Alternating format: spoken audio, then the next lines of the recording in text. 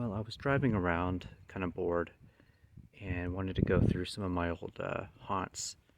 This house here, 1121 Larry, is the place I lived at and moved out about a year and 5 months ago.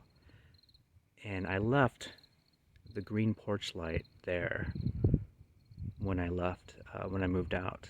And I can't believe that after a year and 5 months, it's still there.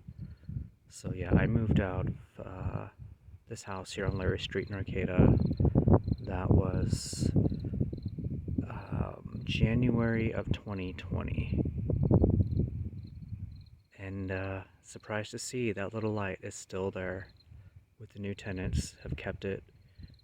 And even more shocking, it lasted that long. It was just a cheap green bug light because the green for some reason doesn't attract moths and mosquitoes and stuff.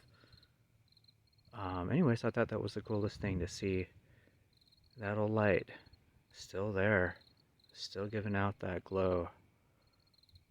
A year, almost a year and a half later. What a trip.